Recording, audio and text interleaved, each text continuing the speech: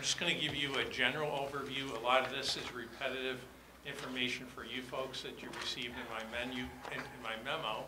But in terms of the public presentation tonight, I might just review some of those. So overall, we have a 2.98% increase in the proposed budget.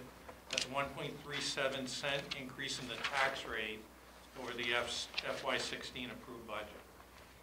Things that this budget will accomplish include allow us to maintain current levels of service. It meets the contractual obligations agreed upon to date. Continued support for the Housing Trust Fund.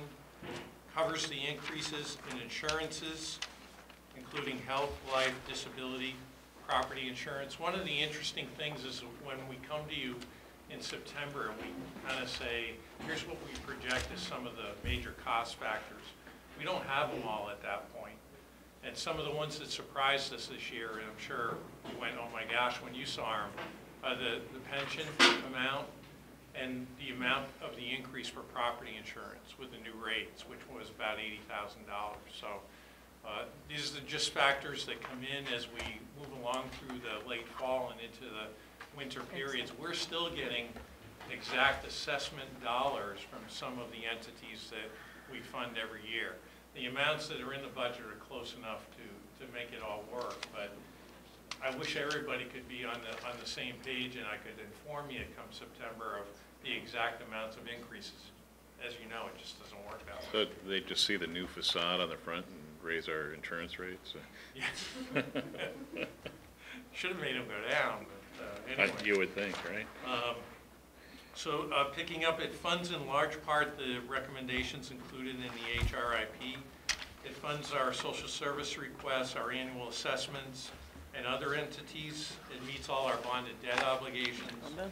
And it establishes an initial stewardship fund for our facilities. What the budget does not provide for is full restoration of our reserve accounts that would go back to 2013 levels. This is a restoration of the sick bank reserve that originally was appropriated at $200,000. The contingency fund, which was the same, closer. And, can I just ask a quick question in there? I'm sorry. When you said the full restoration of the reserve account back to 2013 level at 200,000, what we put in for FY17, that will bring us to? I think in both those accounts we're proposing 125. Okay. The 2013 levels, 2012, 2013 levels were 200,000. Okay. In those accounts. Thank you. The auditor mentioned this in one of his notes, that we have a $700,000 liability of accrued sick leave.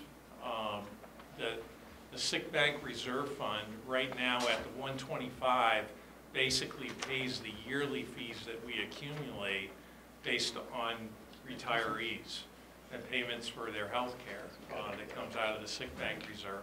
The 200,000 funding level would allow us to chip away at that $700,000 amount and bring that down and eventually eliminate that long-term liability. So when he mentioned the unfunded liability that evening, that is what he was referencing, right.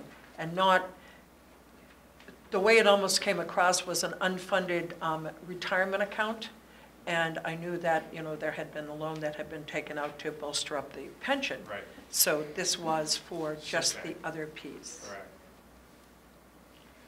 Okay, thank you. The budget does not fund all the requests submitted by department managers in the CIP. It's basically a cut of about 21% of those requests overall. It does not provide for full additional appropriation to the City Center Reserve Fund. This is something we talked about when Alana was in and we talked about the FY17 budget. We're proposing that we fund the remainder of that CIP Reserve Fund for City Center, partially in FY17, and then the remaining half in FY18. It does not provide for any kind of stabilization funding to specifically put additional money on the balance sheet. This is another comment that Ron made, is that we don't have a stabilization fund that officially designates a certain amount to go onto the balance sheet at the end of the fiscal year. We're still growing the balance on that, but we're far from the 1.6 million dollars that he's And proposing. You said he had said we were around 700,000 at this point? Yes. Which he said was about 15 days worth of, and he's looking for 30, 40, 60, 90, ideally. And as with the sick day, this is something you want to chip away at over time. Correct. And build up that reserve. And we still have some of the ambulance receivables that we're looking to remove from the balance sheet.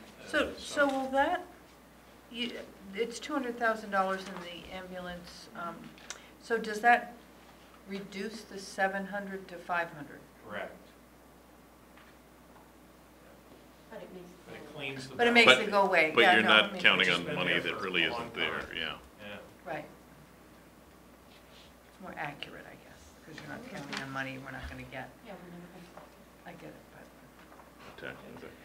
In terms of the impact on the tax rate as proposed, the budget would be a $50.14 increase, annual increase for the average property owner.